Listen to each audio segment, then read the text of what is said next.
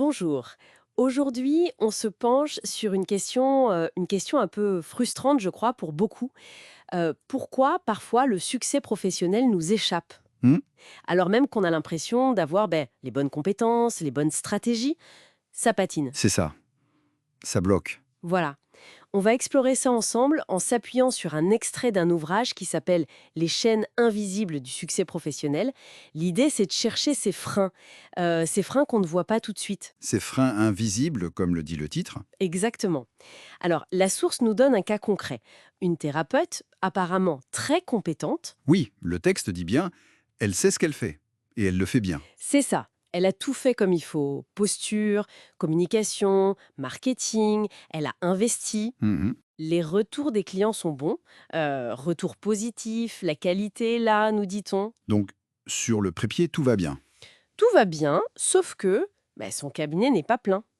Et le bouche à oreille ne décolle pas, vraiment. Ah, et c'est là que ça devient intéressant. Oui, c'est présenté comme un vrai casse-tête, un frein invisible, incompréhensible même. Et c'est justement là que la source nous propose de changer un peu de perspective. Et si le problème, en fait, il n'était pas externe? C'est-à-dire? Si ça ne venait ni de son offre, ni d'un manque de visibilité, ou d'un mauvais positionnement. D'accord. L'hypothèse qui est soulevée, c'est que la cause pourrait être ailleurs, quelque chose de, je cite, plus subtil, de plus profond. Mhm. Ça nous pousse à regarder à l'intérieur peut-être, Hmm. plutôt que de chercher toujours des solutions externes. Oui, et c'est là que ça devient, je trouve, assez fascinant. Parce que l'extrait avance des concepts assez précis pour expliquer ce type de blocage. Ah oui. Lesquels? On parle de loyauté invisible, de croyances limitantes, et même d'un plafond de verre hérité ou intériorisé. D'accord. Des concepts forts. Oui. La source suggère que c'est peut-être ça le nœud du problème. Mais alors, qu'est-ce que ça signifie concrètement?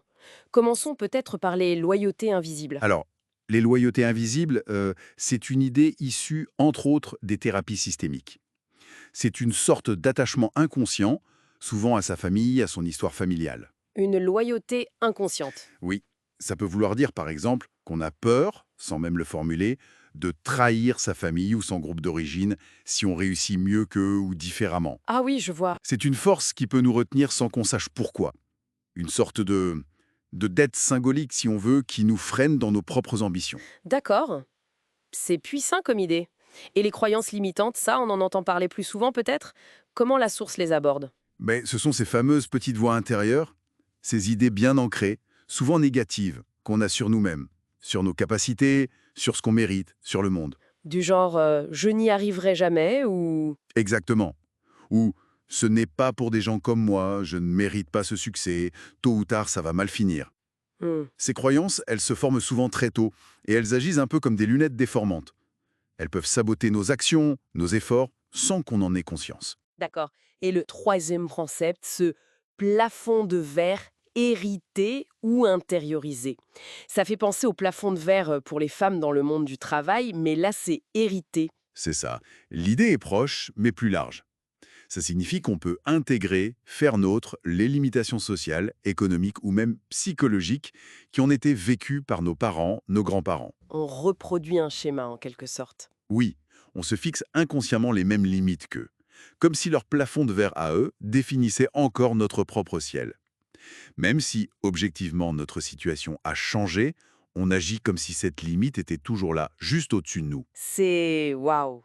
C'est assez profond tout ça. Donc si on revient à notre thérapeute, celle dont le cabinet a du mal à décoller malgré ses compétences, Oui, la source nous dit que le blocage pourrait venir de là, d'une loyauté cachée, d'une croyance qui la freine ou de ce plafond hérité, bien plus que de sa stratégie marketing par exemple. c'est exactement la piste qui est explorée. Oui. Ces éléments internes, ce seraient les fameuses chaînes invisibles. Celles qui la retiennent sans qu'elle le voie. D'accord, hein.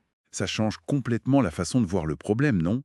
Ce n'est plus juste une question de stratégie à revoir, mais peut-être un travail plus personnel à faire pour identifier ces fils et les dénouer. Mais là on peut s'en sortir. Ce n'est pas une fatalité. Non, heureusement. La source est plutôt optimiste sur ce point. Elle dit bien, se libérer de ces empreintes invisibles peut changer toute la donne. Ah, donc il y a une issue possible. Tout à fait. La première étape, c'est souvent la prise de conscience. Comprendre ces mécanismes, c'est déjà commencer à s'en détacher. D'accord. Donc, pour résumer un peu, ce que cette analyse nous montre, c'est que certains blocages professionnels, surtout ceux qui résistent, ne s'expliquent pas toujours par les facteurs évidents. Les compétences, le marché, la concurrence. Il faut chercher ailleurs parfois. Exactement. Il faut parfois creuser un peu plus, chercher quelque chose de plus subtil, de plus profond. Ces fameuses chaînes invisibles. Elles méritent qu'on s'y intéresse vraiment. Oui, ça donne à réfléchir, c'est sûr. Et ça nous amène peut-être, pour conclure, à une question plus large inspirée par tout ça. Mhm. Au-delà de nos stratégies bien visibles, de nos compétences affichées, quelles pourraient être pour chacun et chacune d'entre nous ces empreintes plus discrètes, celles qui sont peut-être héritées ou inconscientes et qui, mine de rien, influencent notre parcours professionnel?